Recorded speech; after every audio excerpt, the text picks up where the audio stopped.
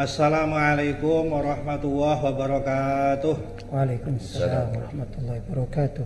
Bismillah walhamdulillah wassalatu wassalamu ala rasulillah wa ala alihi wa sahbihi wa man walah la hawla wa la quwata illa billah. Qalu subhanaka la ilma lana illa ma 'allamtana innaka antal alimul hakim. Qala Allah ta'ala rabbi shrah li sadri wa yassir li amri wa hlul 'uqdatam min lisani yafqahu qawli amma ba'du. Para pemirsa, pada kesempatan hari ini alhamdulillah kami bisa bertemu dengan para guru-guru, para habaib, para kiai yang sangat diperlukan pendapatnya, sangat ditunggu-tunggu oleh umat tentang sikapnya, terutama dalam kesempatan yang berbahagia pada hari ini.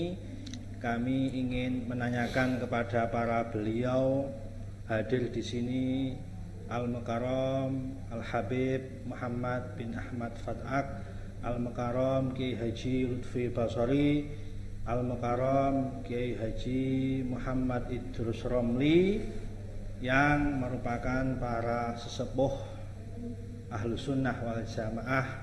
Pada kesempatan hari ini kami ingin membahas tentang tema yang meresahkan pada akhir-akhir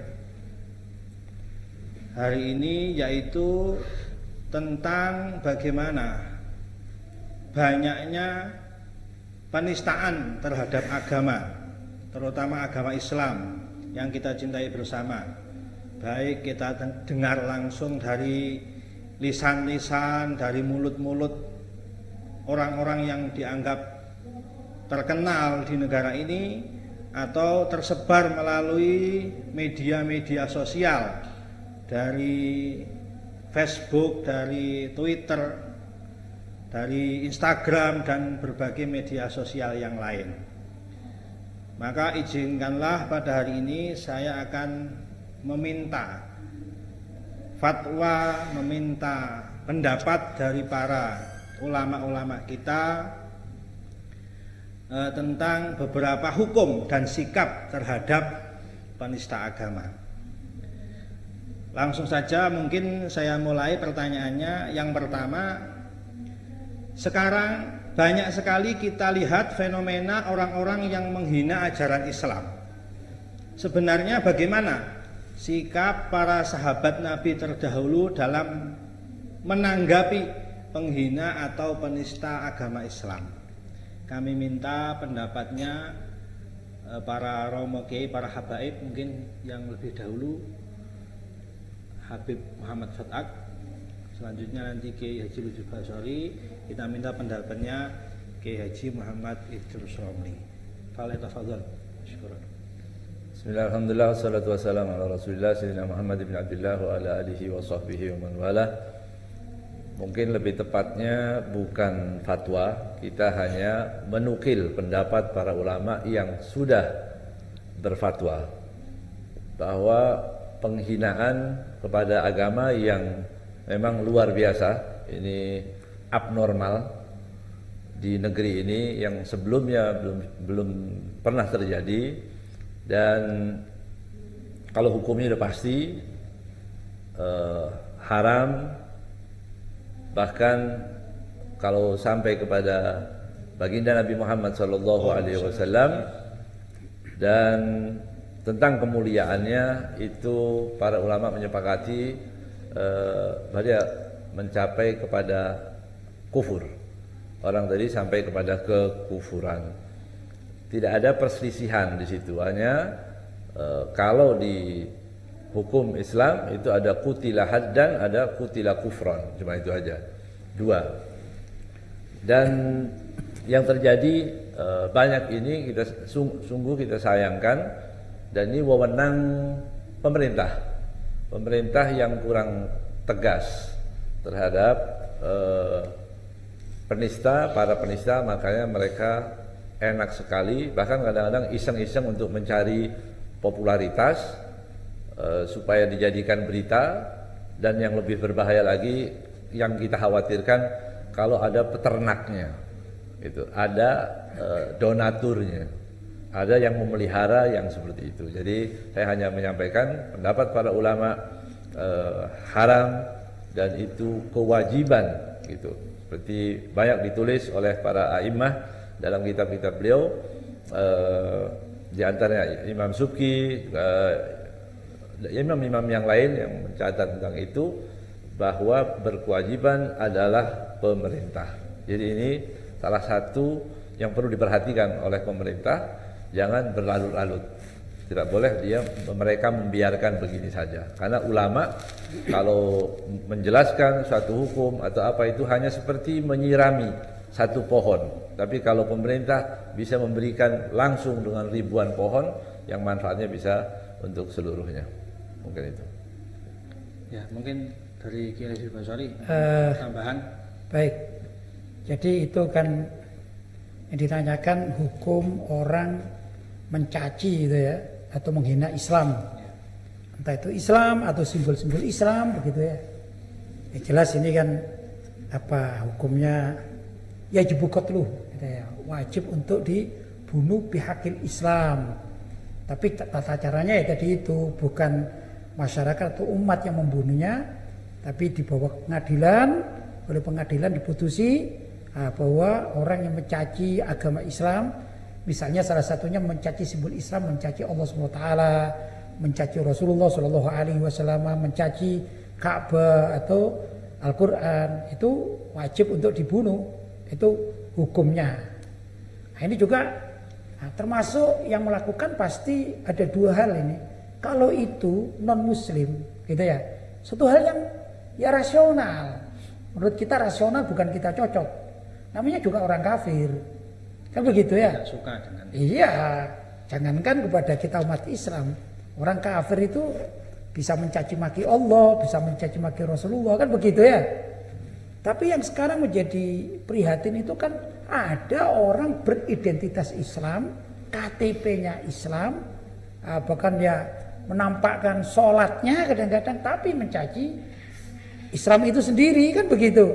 Ini jadi prihatin. Nah kalau yang semacam ini ya, kalau menurut saya masuk dalam aliran sesat gitu ya. Kalau itu dia menamakan sebagai seorang Muslim, mencaci Islam, berarti apa? Aliran sesat. Kalau tadi dikatakan gimana ya sikapnya para sahabat, saya masih ingat tatkala Sayyidina Abu Bakar As-Siddiq radhiyallahu taala anhu diangkat menjadi khalifah yang pertama gitu.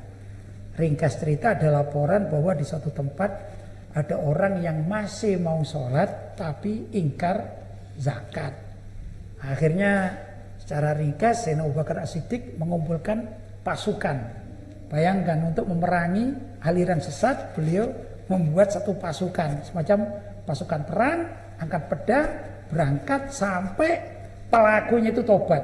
Kalau tidak tobat jadi perangi.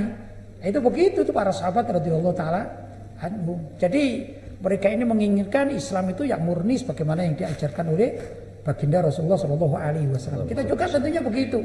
Kita mengikuti apa yang diajarkan Rasulullah, kemudian juga para sahabat bagaimana mereka menjaga Islam itu dengan secara baik, ya begitu.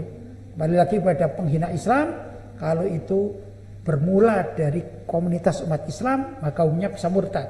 Ya.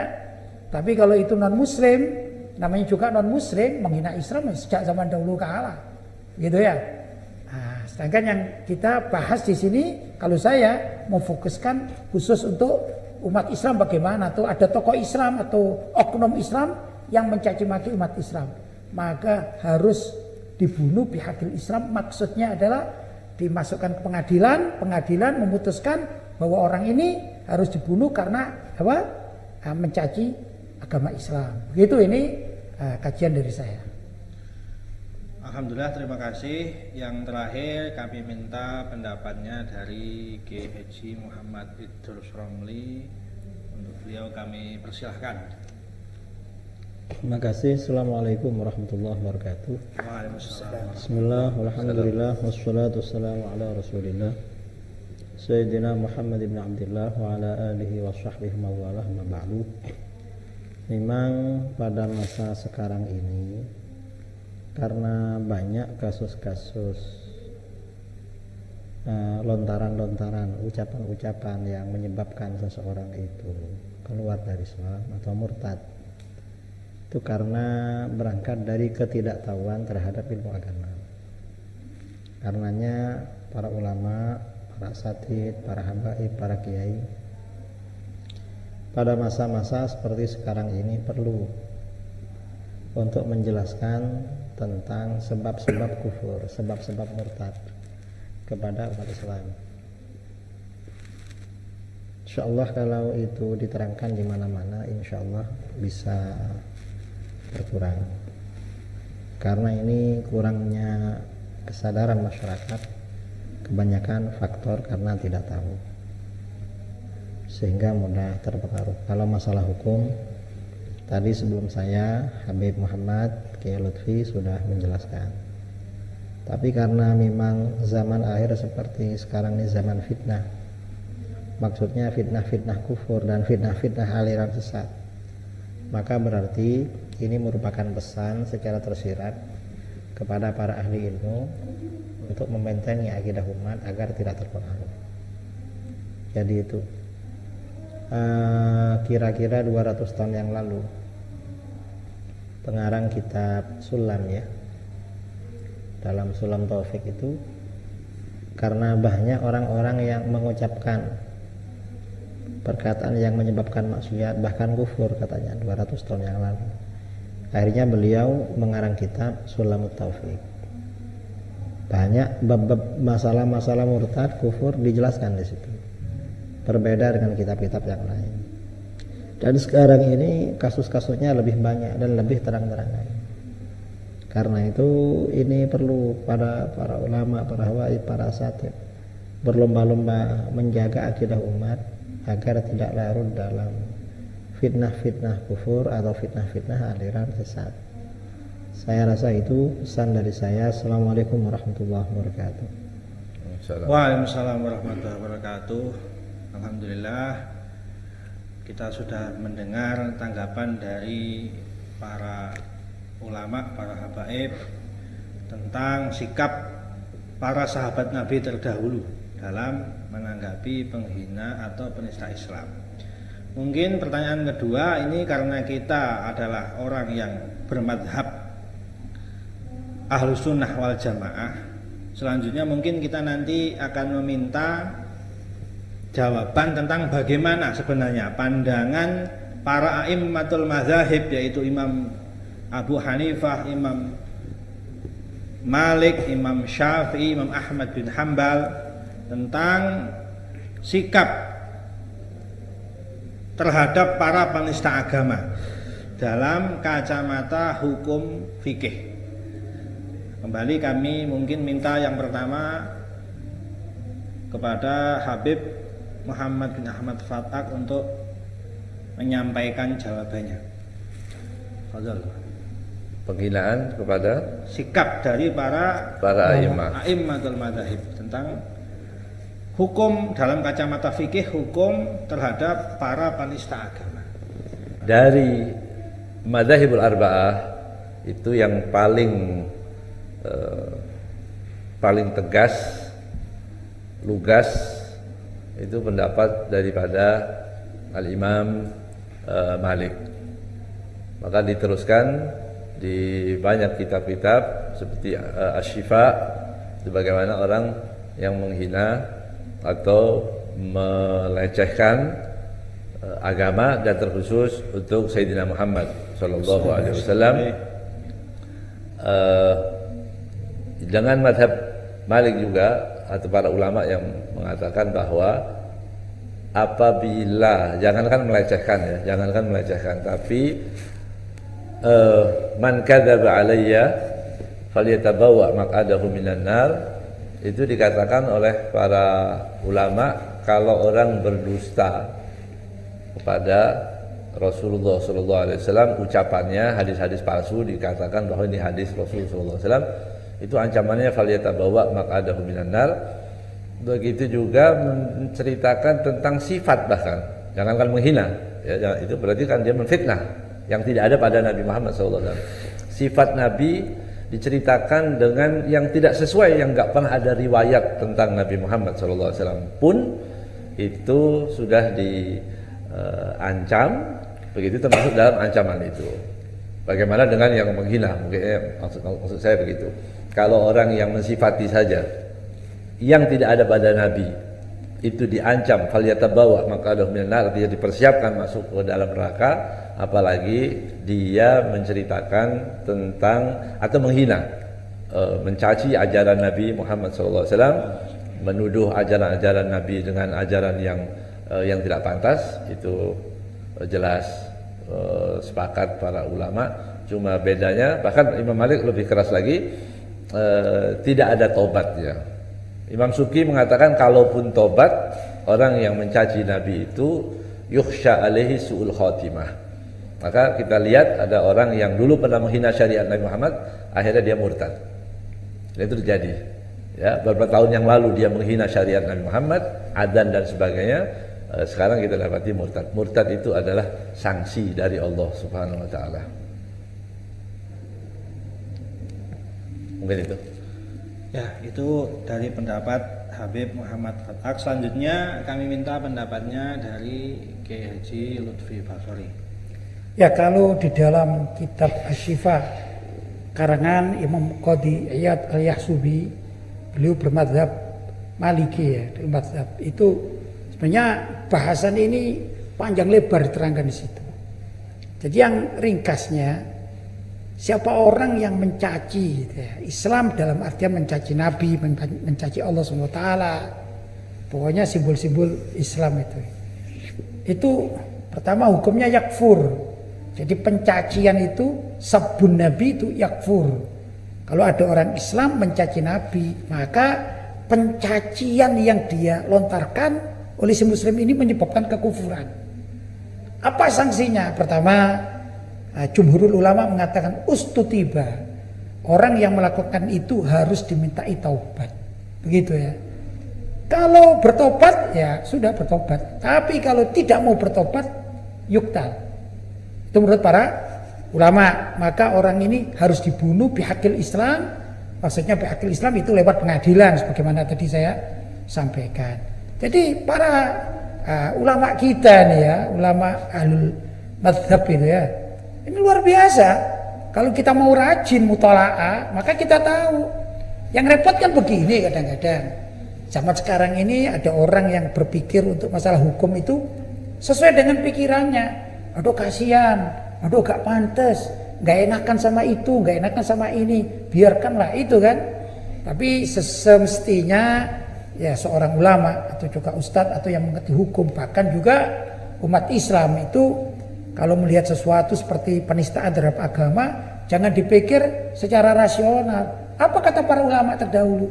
Kan begitu. Apa kata ahli ijtihad? Begitulah. Maka kita temui dikatakan salah satunya jumhurul ulama mengatakan sabbun Nabi misalnya, sabbullah itu yakfur. Maka bisa menjadikan orang itu kufur. Gitu ya. Nah, kalau dia dari muslim kemudian kufur berarti murtad.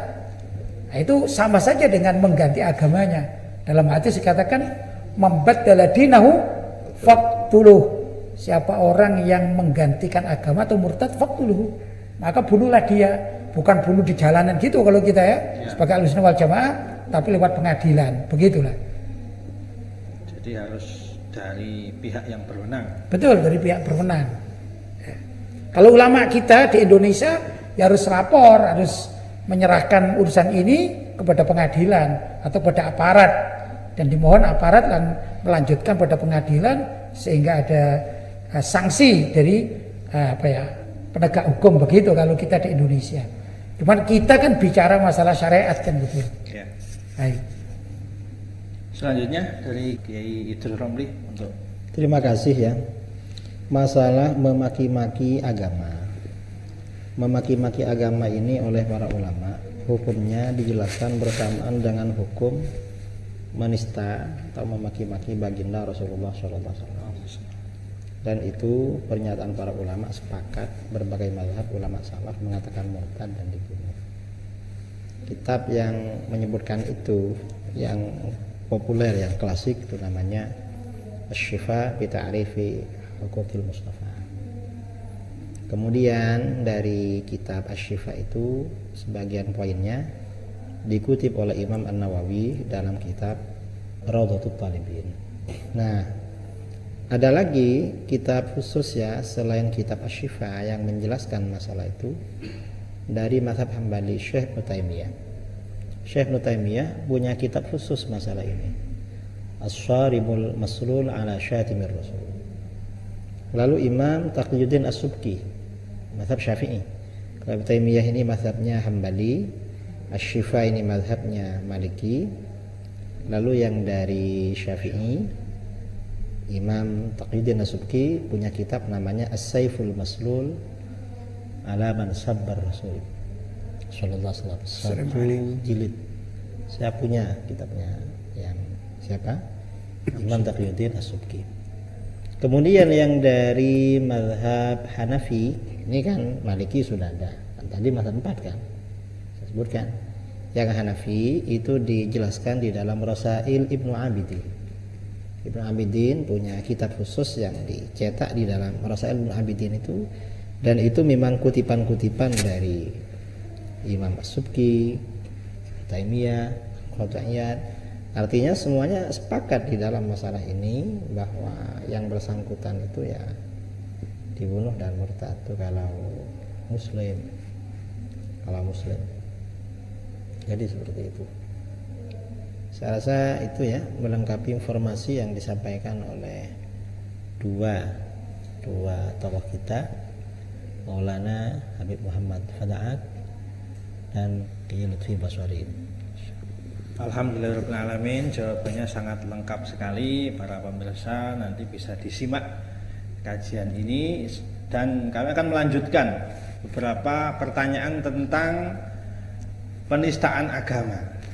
Tadi kita sudah bahas sikap dari para sahabat Nabi, selanjutnya dari para a'immatul madzahib al-arba'ah yang 4, yaitu yang ketiga. Selanjutnya yang pertanyaan ketiga adalah bagaimana cara kita mengetahui atau batasan yang harus dijaga supaya umat tahu mana ini yang menista agama, mana yang tidak. Karena ini yang paling penting untuk kita ketahui sebelum menghukumi bahwa ini adalah penistaan terhadap agama ataukah tidak. Nah, itu. Jadi batasan-batasan yang harus dijaga dan umat tahu mana kata-kata atau perbuatan atau mungkin pekerjaan, kelakuan yang di situ menista agama dan mana yang tidak. Seperti itu pertanyaannya. Yang pertama kami minta kembali kepada Habib Muhammad Fadaat untuk menjawabnya. Sebelum harus kita jawab, semestinya juga kita harus mengerti Nabi, agama itu yang sangat sakral.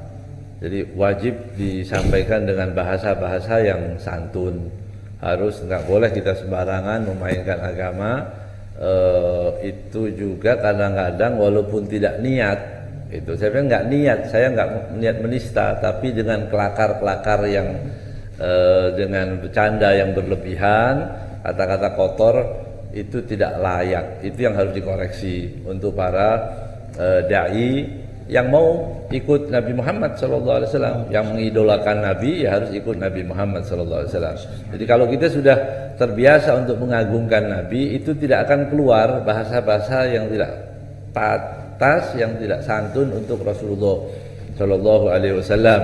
Juga malaikat, kadang-kadang kita sering dengar juga malaikat itu disebut Jibril dipanggil Bril.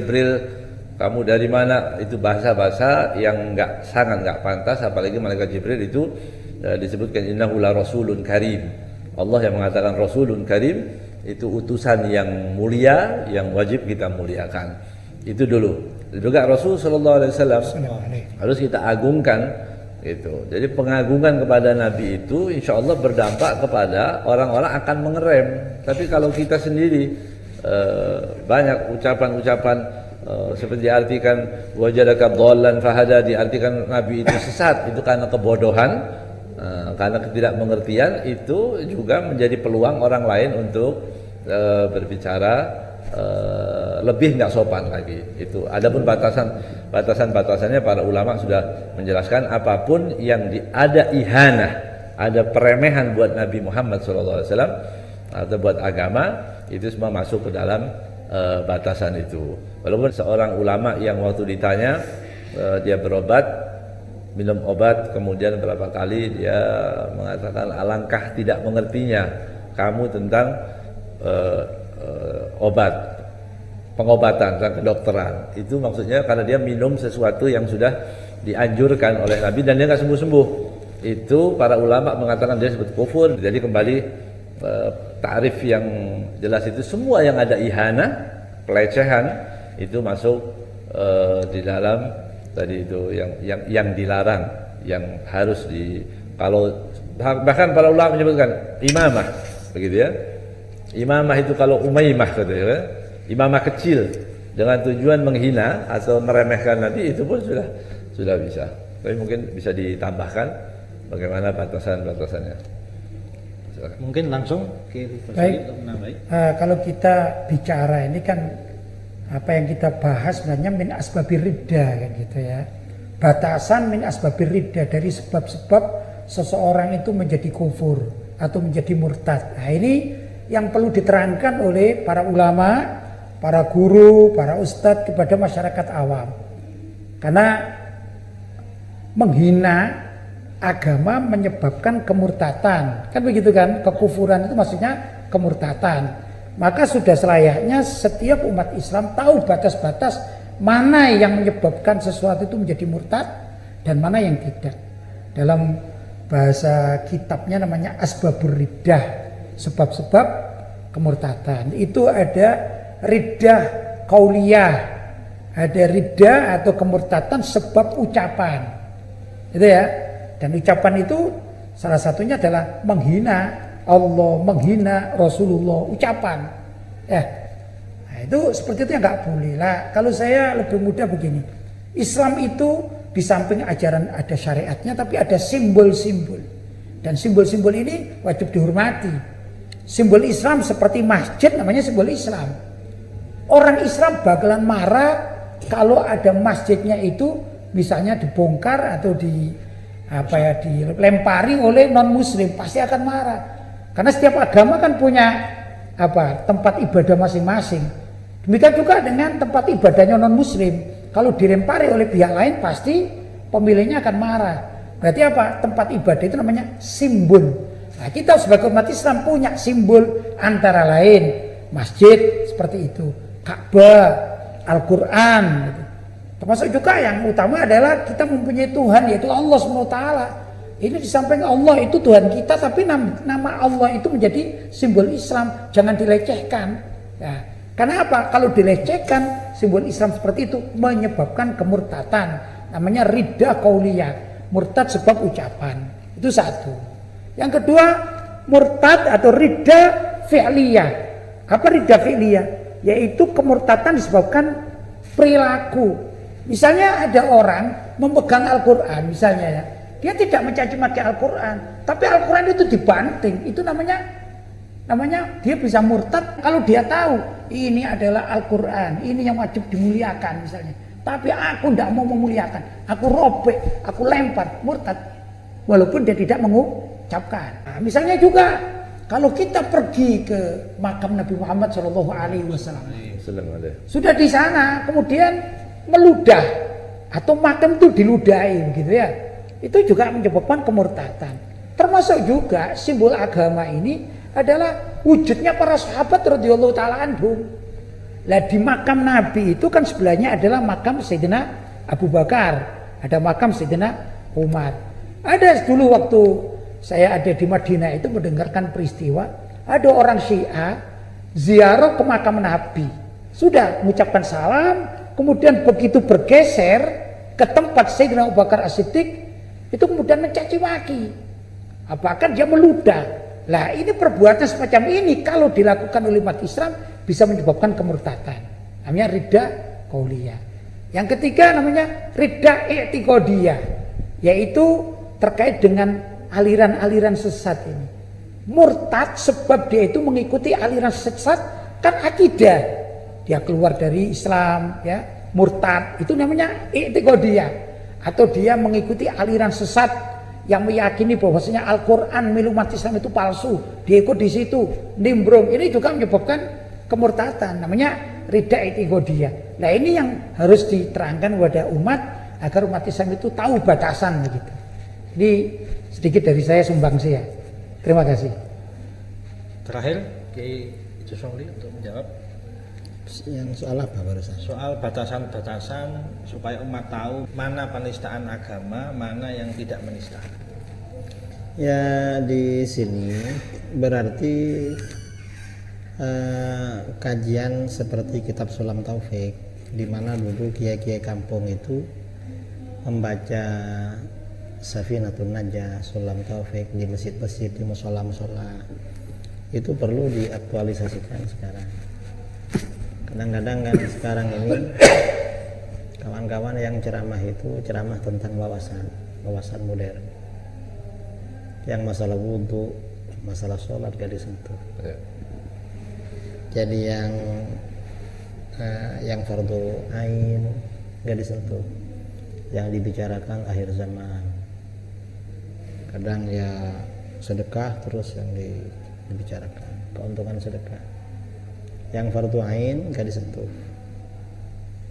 Atau hal-hal yang daruriyat ya, yang menjadi pokok-pokok keseharian gak disentuh. Dan karena sekarang ini memang fitnah kufur, fitnah sesat ini ramai. Jadi perlu memang kajian-kajian tentang bab kufur dan riddah itu diaktualisasikan agar masyarakat itu paham. Saya rasa seperti itu. Wallahu a'lam. Terima kasih untuk jawabannya. Tadi mungkin kita mendengar beberapa kali tentang kitab Sulamut Taufik, yaitu kitab yang diajarkan, dipelajari di seluruh pesantren di Indonesia, yang dikarang oleh Al-Habib Abdullah bin Husain bin Thohir.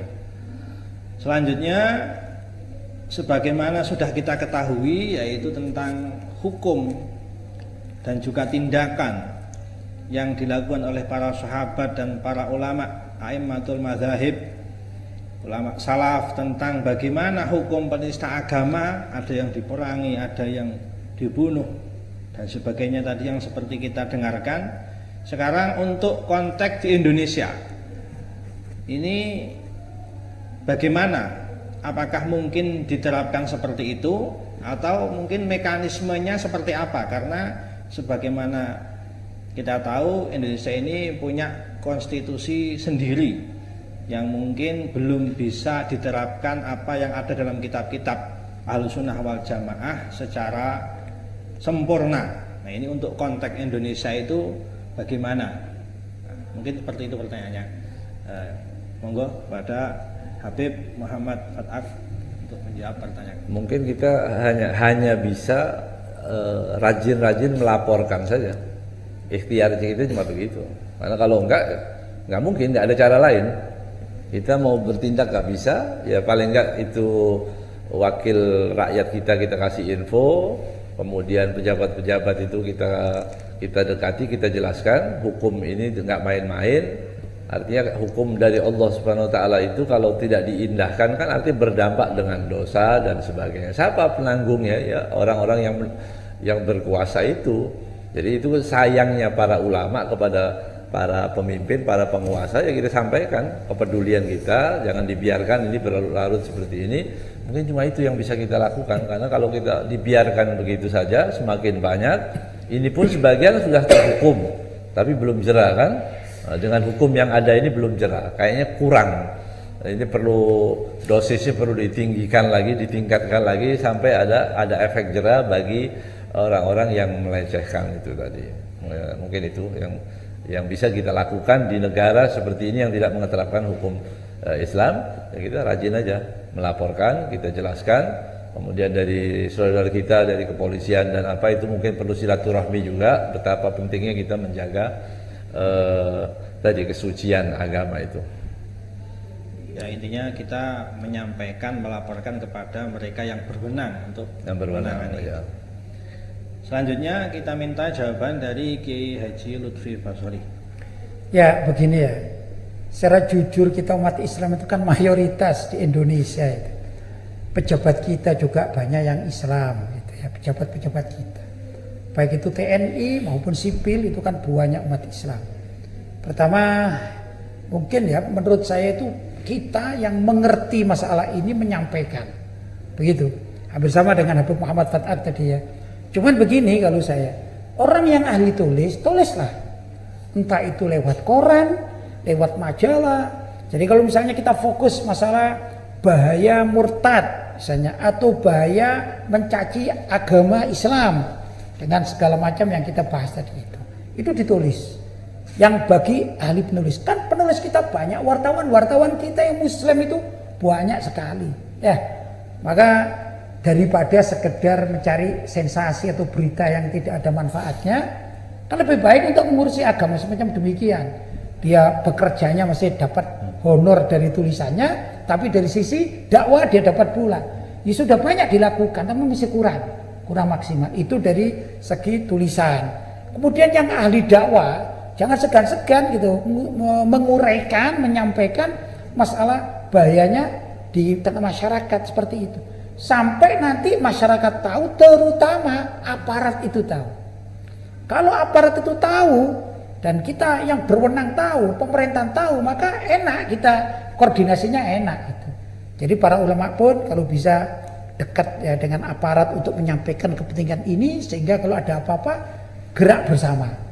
Saya punya pengalaman karena saya aktif beberapa tahun di Majelis Ulama Indonesia ya. Itu kalau ada aliran sesat atau penistaan terhadap agama gitu ya.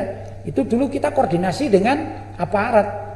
Nah, di Malang, saya sebagai warga Malang, dulu pernah terjadi ada sekelompok orang non muslim melemparkan Al-Quran di lantai, kemudian bergaya seperti akan menghina Al-Quran gitu di video. Sama itu masih videonya kaset gitu ya, CD gitu. Saya dapat itu. Kemudian kita melapor kepada aparat dengan buktinya konkret, dan saya masih ingat itu dilakukan di Hotel Asida namanya di Batu. Sudah, akhirnya kita koordinasi dengan betul-betul pakar-pakar agama kita datangkan dari beberapa ormas Islam, kemudian juga dari segi dosen bahasa yang mengerti itu bagaimana apakah yang dikatakan di dalam video ini termasuk penistaan agama. Setelah divonis penistaan agama, maka bekerja sama antara ulama dan umaro atau aparat. Alhamdulillah pada akhirnya ada 40 orang kalau tidak salah itu ya. Jadi pelakunya 40 orang semua diamankan oleh aparat. Ya paling tidak itu yang bisa kita lakukan agar mereka jerah begitu. Mereka juga dengan penista-penista agama khususnya Islam yang sekarang ini, maka tidaklah ada ya komunitas seperti kawan-kawan advokat yang muslim, dosen yang muslim, yang ahli hukum yang muslim. Kenapa? Karena mereka ini tahu jalurnya itu harus bagaimana. Itu di samping ada tokoh-tokoh ulama, tokoh-tokoh aktivis, maka dirangkul lah dosen-dosen yang ahli hukum, gitu ya, advokat dan lain sebagainya. Pokoknya dilibatkan. Demikian juga kita bisa secara intern atau pribadi menghukumi person-person yang betul-betul ingin menyelamatkan Islam, tapi mereka ini ada di pemerintahan, ada di DPR, ada di kepolisian, ada di TNI. Nah, itu kita ajak untuk berembuk. Mudah-mudahan dengan demikian bisa diselesaikan. Tapi seperti tadi itu, karena kita bicara pelecehan atau penistaan agama, maka kalau ada sanksi hukum, bukan masyarakat yang menghukum, tapi dengan cara lewat pengadilan. Walaupun di Indonesia pengadilannya itu belum murni 100% menerapkan syariat, tapi umat Islam bisa memanfaatkan karena keberadaan mayoritas umat Islam di Indonesia ini termasuk satu anugerah, dan itu senjata untuk menyelamatkan kita akidah umat Islam. Gitu kalau menurut saya. Terakhir Ki Idrus Romli untuk menjawab, silakan. Jadi memang untuk menyelamatkan dan menjaga akidah umat, para asatid, para tokoh ini harus ihtimam, harus perhatian terhadap hal-hal yang menimpa umat Islam. Sabda Rasulullah sallallahu alaihi wasallam, "Man lam yahtamma bi amril muslimin falaysa minhum." Siapa yang tidak ihtimam, tidak peduli, tidak perhatian dengan urusan kaum muslimin, maka bukan termasuk bagian dari golongan mereka. Nah, kepedulian ini bukan hanya ketika umat Islam itu dilanda musibah bencana alam. Bukan hanya itu. Tapi musibah yang paling berat ketika musibah ini persoalan akidah. Kalau musibah persoalan akidah itu harus lebih ihtimam. Dan biasanya kalau para ulama, para asatid itu ihtimam, maka musibah yang masalah akidah ini, masalah agama, insya Allah akan berkurang atau kalau perlu habis sama sekali. Diriwayatkan ya di dalam kitab-kitab Rijalul Hadis. Pada masa ulama salaf, penduduk Mesir itu tidak suka kepada Sayyidina Utsman bin Affan. Akhirnya Imam Al-Laits bin Sa'ad datang ke Mesir. Sampai di Mesir, beliau ceramah kemana-mana yang disampaikan tentang fadail Utsman, hadis-hadis keutamaan Sayyidina Utsman. Akhirnya orang-orang meninggalkan membicarakan negatif tentang Sayyidina Utsman. Atau di Syria, orang-orang tidak suka sama Sayyidina Ali. Lalu sebagian ulama datang ke sana, kemana-mana yang disampaikan hadis-hadis keutamaan Sayyidina Ali, akhirnya hilang. Nah, kalau misalnya ketika ada persoalan agama melanda umat Islam, Wahabi menyesat-nyesatkan, lalu sepakat kita membicarakan keutamaan umat Islam bahwa Wahabi itu salah, insya Allah nanti akan habis itu. Atau misalnya liberal memaki-maki, menista, kita ceramah di mana-mana itu dijelaskan, insya Allah nanti masyarakat itu sadar kalau itu fitnah. Dan itu melalui apa saja, baik ketika ceramah-ceramah, melalui tulisan-tulisan, melalui gambar-gambar ya, video-video dalam durasi yang pendek atau apapun, itu insya Allah ya efeknya luar biasa, luar biasa. Bahkan dengan cara seperti itu, saya kemarin kedatangan tamu dari Cibubur, itu kawan-kawan Mu'alaf Center. Mereka berjuang di TikTok, di Facebook, di YouTube, dialog antar agama. Ini banyak orang non muslim yang masuk Islam hanya melalui seperti itu. Artinya apa yang kita lakukan tuh ada yang tersentuh kalau kita ini ihtimam bersungguh-sungguh itu. Jadi jangan dikira itu tidak ada gunanya. Itu gunanya luar biasa insyaallah. Wallahu a'lam. Alhamdulillah, mungkin dari jawaban para narasumber kali ini bisa saya simpulkan intinya kita dari berbagai latar belakang kami mengajak untuk melakukan semampunya dengan sesuai kapasitas masing-masing dalam melawan para penista agama. Dan juga mungkin yang mendengar ini dari para yang berwenang, para aparat, para pemerintah untuk juga mau mendengar, mau bertindak dengan adil, dengan tegas untuk menindak para penista agama. Nah, sekarang ini yang kita repotkan adalah terkadang itu yang melakukan itu justru tokoh-tokoh Islam yang dianggap tokoh yang seharusnya menjadi panutan, tapi ada sebagian oknum tokoh-tokoh yang disebut tokoh Islam tapi malah mereka melakukan penistaan agama. Nah, itu bagaimana ini sikap kita terhadap orang-orang yang mungkin dianggap tokoh dalam Islam tapi justru malah menista agama Islam. Silakan Kiai Haji Lutfi Basori untuk menjawab pertama kali. Baik. Ya. Kalau kita ini kan umat Islam itu kan perlu strategi itu ya. Pertama, sampaikan kebenaran tanpa harus takut terhadap apapun gitu ya. Tapi tentu dengan kapasitasnya masing-masing. Seorang ustadz yang menerangkan tentang agama gitu ya. Seorang penulis ya menulislah kan gitu ya. Sebagaimana tadi sudah kita sepakati. Tapi ini kita harus menyampaikan sesuatu yang kontra dengan penista agama. Begitu. Jadi misalnya ada seorang tokoh Muslim ini ya, kita bicara Islam. Ada seorang tokoh Muslim, dia mengatakan misalnya, Quran milik umat Islam itu kurang. Maka kita perlu mencarikan dalil-dalil bahwa Al-Quran yang 30 juz itu adalah sudah sempurna dengan dalil-dalil baik dari Al-Quran maupun dari hadis. Sehingga apa yang kita sampaikan ini tidak masalah bertabrakan dengan tokoh tersebut, siapapun tokohnya, kita tidak peduli. Yang penting kita sampaikan dengan dalil-dalil syariat yang benar. Sudah. Jadi nanti adu argumen dan juga masyarakat pun akan melihat mana sih yang argumennya itu bagus dengan dalil-dalil atau konkret begitu ya, rasional, kita pemikiran-pemikiran ya begitu. Walaupun yang bicara tokoh, jangankan tokoh sekelas di kampung gitu, tokoh nasional pun kalau dia melanggar syariat apalagi sampai mencaci seperti tadi, ya harus dikanter dengan pendapat-pendapat yang benar sesuai dengan apa yang ditulis oleh para ulama salaf. Seperti tadi itu. Misalnya ini ya, ada tokoh nasional, orang sekarang itu ya, entah itu kalangan habaib, kalangan kiai, ustadz, atau juga kalangan tokoh tertentu, mungkin juga tokoh partai barangkali, ya ada, atau dari orang-orang yang di pemerintahan gitu. Menista, menurut kita menista agama. Kenapa kita katakan dia menista agama? Karena syariatnya ada begitu. Ya contoh konkret tadi lah misalnya, kalau ada orang mengatakan Al-Quran milik umat Islam ini tidak sempurna, itu kan sudah melawan syariat kan?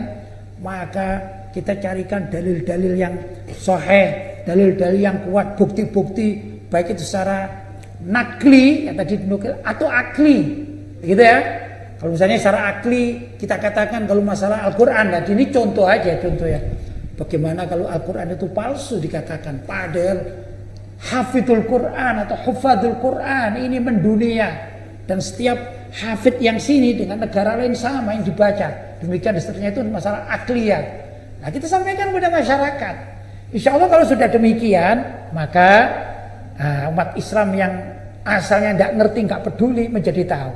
Ini harapan kita. Ya, jadi bagi saya kita tidak perlu melihat tokoh itu fulan bin fulan, marganya apa, etnisnya apa, dari daerah mana, enggak.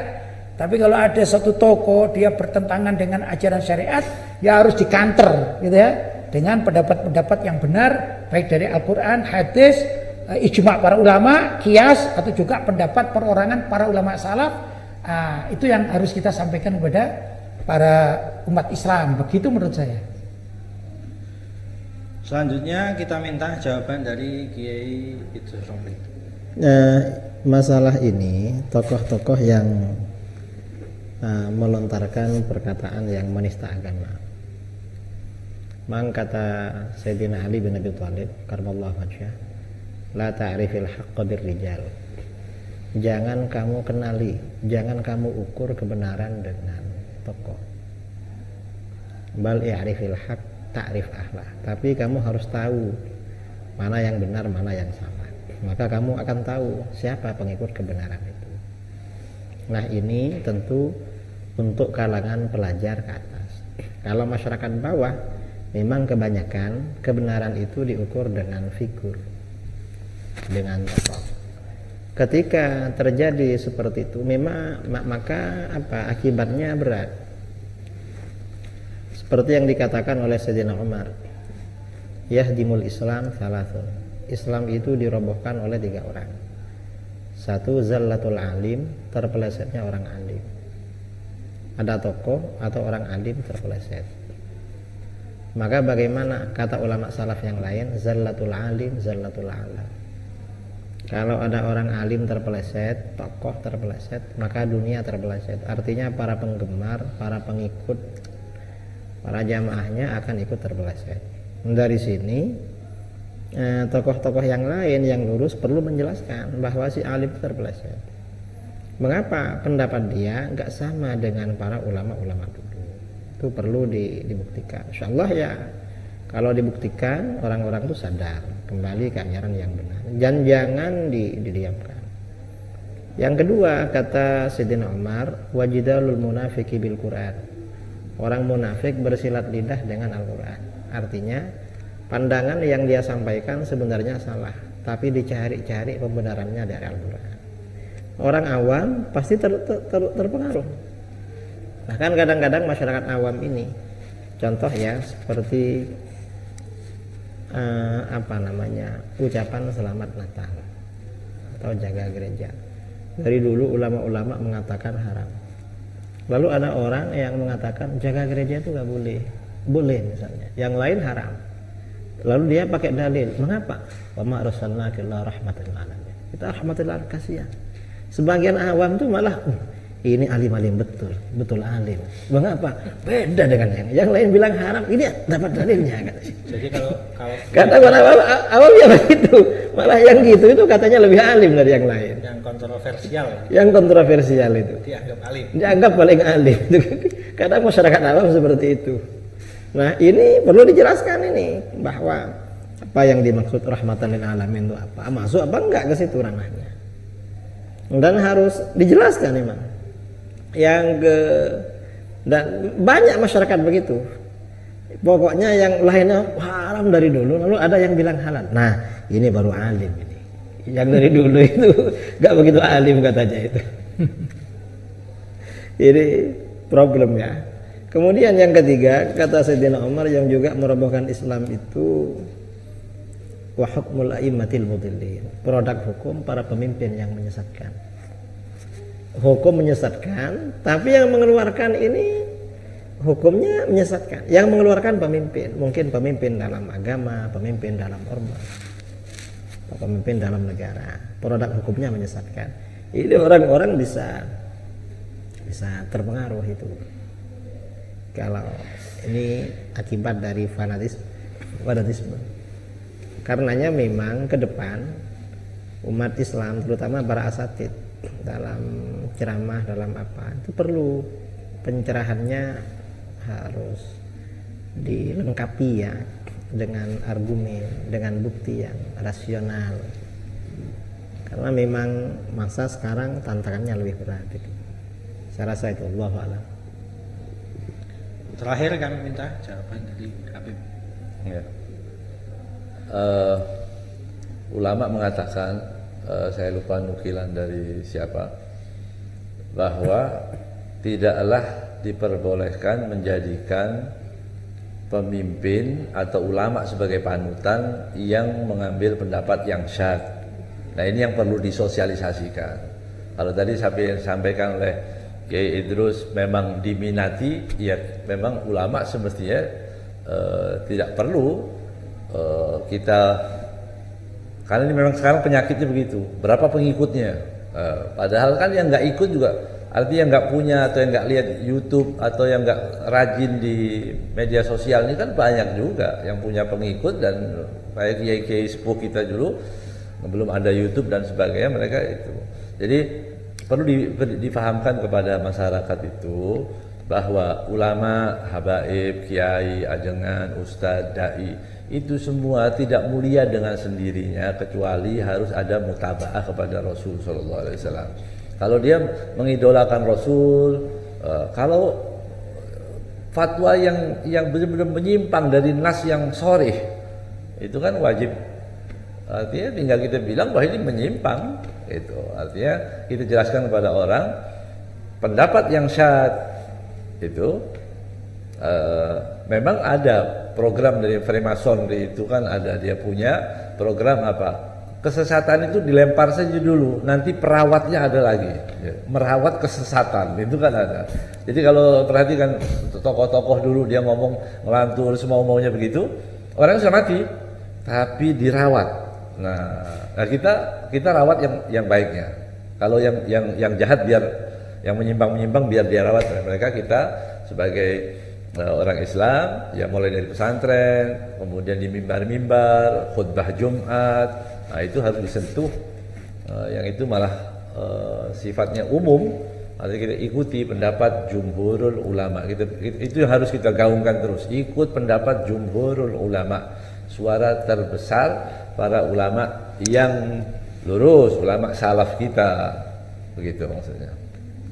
Terima kasih. Sampailah pada pertanyaan terakhir ini, yaitu tentang bagaimana kalau ternyata yang kita lihat atau yang terjadi ini adalah penistaan agama ini hanya dibiarkan saja. Itu kalau yang terjadi seperti itu kira-kira dampaknya seperti apa? Nah, ini untuk pertanyaan terakhir kami minta kepada Al-Mukarram Kiai Haji Muhammad Idrus Romli untuk menjawab pertanyaan pertama kali. Silahkan. Pengaruh di masyarakat, Mas. Ya, tentang dampak dari Kalau penistaan agama, kemungkaran dibiarkan saja, itu bahaya. Masyarakat bisa menganggap itu tidak ada apa-apa. Ulamanya saja mendiamkan, apalagi mereka. Karenanya ada kemungkaran apapun, apalagi penistaan agama, para tokoh, para asatid, atau orang-orang yang punya jamaah, yang punya suara didengar oleh banyak orang, itu bersuara untuk menguatkan akidah umat Islam, tidak terpengaruh dengan penistaan itu. Dan nggak boleh didiamkan, dibiarkan, itu nggak boleh. Harus bersuara. Kalau tidak bisa bahaya. Dan kalau bersuara, biasanya kalau sudah ada satu orang bersuara, yang lain tuh ikut semua. Yang lain. Kadang-kadang yang lain itu tahu ini salah. Cuma kadang-kadang nunggu siapa yang mendahului mau ngomong. Nunggu imam, biasanya imam besar yang duluan. Lalu makmumnya ikut semua ramai gitu. Kadang seperti itu. Jadi harus ada yang menyuarakan. Jadi nggak boleh didiamkan kemungkaran, karena berbahaya kalau kemungkaran dibiarkan, itu bisa mendatangkan azab dari Allah Subhanahu wa taala. Kemungkaran itu kalau sifatnya sosial, maka azabnya sosial. Wallahu a'lam. selanjutnya untuk Kiai Haji Lutfi Basari, silahkan jawabannya. Saya jawab. Ya, kalau dalam Al-Quran ya terkait dengan kemungkaran, ini kan namanya mungkarat gitu ya, kemurtatan termasuk atau penghinaan kepada syariat, kepada umat Islam, kepada Islam itu sendiri, kepada logo-logo Islam gitu ya. Ini kan termasuk mungkarat. Gimana kalau kita diam gitu ya, kalau semuanya diam gitu. Na'udzubillah min dzalik ya, itu ada ayat dalam Al-Quran. Bismillahirrahmanirrahim. Lu'inal ladzina kafaru min bani Israila ala lisani Dawuda wa Isa bin Maryam dzalika bima asaw wa kanu ya'dadun kanu la yatanahawna 'an munkarin fa'alu begitu. Dilaknatlah oleh Allah SWT maksudnya dari Bani Israel gitu ya, melewati lisannya Nabi Dawud dan Nabi Isa bin Maryam. Hal itu karena dianggap mereka itu melampaui batas. Kemungkaran dari mereka itu melampaui batas, itu dilaknat. Apa sih yang dimaksudkan melampaui batas itu? Ya'tadun itu apa? Apakah seorang anak menzinai ibunya? Iya, itu melampaui batas, betul. Apakah seorang istri membunuh suaminya? Iya, itu melampaui batas. Atau yang tadi itu pelecehan? Iya, itu melampaui batas. Tapi yang unik di sini itu ayat berikutnya, kanu la yatanahawna 'an munkarin fa'alu. Termasuk yang melampaui batas yang dilaknat oleh Allah SWT adalah orang yang mengerti, khususnya termasuk juga umat Islam yang tahu bahwa itu ada pelecehan terhadap agama. Kok diam semuanya? Itu mau alim, mau pejabat, mau rakyat, mau santri, mau awam, mau ahli majelis zikir, mau yang lain-lain, kalau diam terhadap kemungkaran, ternyata menurut ayat ini naudzubillah dilaknat oleh Allah Subhanahu wa taala. Ya, kalau saya mengajak minimal kita ini bicara gitu. Jangan diam saja daripada kita dilaknat oleh Allah Subhanahu wa taala. Kalau kita mampu bicara, kita bicara. Kalau kita mampu melobi aparat, kita lobi. Atau melaporkan, kita laporkan. Pokoknya jangan diam. Daripada kita nggak ngerti apa-apa dilaknat oleh Allah karena diem, kan sayang. Bicaralah. Ini adalah pembelaan kita terhadap agama. Lewat apa saja bicara. Mau mimbar, ya, mau seperti ini podcast ini ya, mau apa saja kita bicara, jangan sampai ada kemungkaran khususnya min asbabir riddah atau pelecehan terhadap agama ini didiamkan, jangan. Yang punya kemampuan, ayo kita laksanakan apa yang kita mampu kita berikan untuk Islam agar Islam ini benar-benar lestari sesuai dengan ajaran yang diturunkan oleh Allah, diajarkan Nabi Muhammad SAW, dilestarikan oleh para sahabat, dilanjutkan lagi demikian sampai para ulama salaf, sehingga benar-benar kita ini mendapat keriduan dari Allah, bukan dilaknat oleh Allah. Itu sanksi dari masalah kajian syariatnya gitu ya. Yang kedua, kalau kemungkaran atau pelecehan terhadap agama dibiarkan, maka ini jengkalan umat Islam ya, semuanya diam, maka orang lain atau orang kafir akan mudah melecehkan Islam itu. Nah, apa yang nanti pengaruhnya? Kalau ada non muslim melecehkan umat Islam, semuanya diam. Suatu saat ada sekelompok orang gitu ya dari kalangan umat Islam membalas, menghina agama lain. Kalau agama lain itu nggak terima, apalagi di Indonesia ini ya, ada 6 agama. Setiap dari pengikut agama mencaci agama-agama yang lain, semuanya diam. Apa diam? Apa yang terjadi? Perang saudara. Maksudnya saudara sini perang, satu negara ini perang. Apakah itu yang akan kita inginkan? Kan tidak. Maka dengan menjaga kata-kata dan menghukum orang yang salah, menghukum orang yang menghina ajaran kita, apalagi ajaran Islam ya, itu sudah cocok. Entah dipenjara, entah dicambuk, mungkin saja ya pengadilan kita itu ingin memberlakukan syariat Islam, maka bisa dibunuh dalam artian dikisos atau ditembak mati, tapi yang menentukan adalah pengadilan, bukan masyarakat. Itu insya Allah Indonesia akan aman, nggak ada yang berani lagi untuk mencaci maki agama, baik orang Islam mencaci non Muslim atau non Muslim mencaci umat Islam atau umat Islam mencaci agama sendiri. Insya Allah tidak bakalan terjadi. Gitu menurut saya. Jelas. Baik. Jelas sekali, alhamdulillah. Terakhir kami minta untuk penutup pada kesempatan ini jawaban dari Habib Muhammad Fatak. Saya menambahkan sedikit bahwa banyak saya dengar dari beberapa ikhwan dai-dai muda itu, sekarang ada beberapa tokoh yang mendoktrin mereka untuk amar ma'ruf tanpa nahi mungkar. Jadi ini memang penyakit bahaya, ini bahaya, ditularkan rasa takutnya mau melepas tanggung jawab itu ditularkan kepada generasi muda, ini berbahaya sekali. Jadi memang harus setiap ada kemungkaran itu disampaikan supaya menggugurkan dosa minimal, menggugurkan kewajiban sebagai orang yang berilmu, mengetahui bahwa itu satu kemungkaran, wajib bagi kita untuk meluruskan, untuk menjelaskan kepada masyarakat. Jangan takut orang kalkulasi, takut kehilangan masa, takut kehilangan. Biarkan kita nggak baik hubungan dengan manusia, yang penting kita hubungan dengan Rasulullah SAW itu baik. Syariatnya harus kita junjung tinggi, kita ajarkan, karena kita tidak akan mulia kecuali dengan dua, kuntum khaira ummatin ukhrijat linnas ta'muruna bil ma'ruf wa tanhauna 'anil munkar wa tu'minuna billah. Maka wajib bagi kita amar ma'ruf nahi munkar. Saya hanya menekankan lagi para dai-dai, jangan mencari posisi yang enak. Berdakwah itu aman gitu ya. Aman, enggak, tapi ada kewajiban.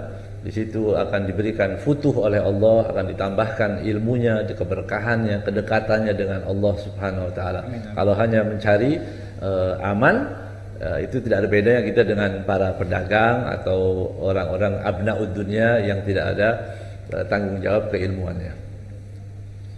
Alhamdulillahirabbil alamin, sampailah kita di penghujung perbincangan pada kesempatan kali ini. Saya yang berkhidmah dalam kesempatan kali ini, Al-Fakir Muhammad Lutfur Rahman, mungkin banyak kesalahan, berkhidmah menjalankan agenda yang kebetulan bertepatan dengan musyawarah nasional Aswaja Garis Lurus. Semoga pertemuan kali ini bisa memberi manfaat kepada kita semua, kepada umat Nabi Muhammad SAW, dunia hingga akhiratnya. Kami atas nama pribadi sebagai moderator banyak kesalahan di sana sini. Semoga nanti kita bisa bertemu pada kesempatan berikutnya dengan tema lain yang lebih bermanfaat untuk kita semua. Hadan wa yakum ila shiratil mustaqim wa muwaffiq ila aqwamit thoriq. Assalamualaikum warahmatullahi wabarakatuh. Waalaikumsalam warahmatullahi wabarakatuh.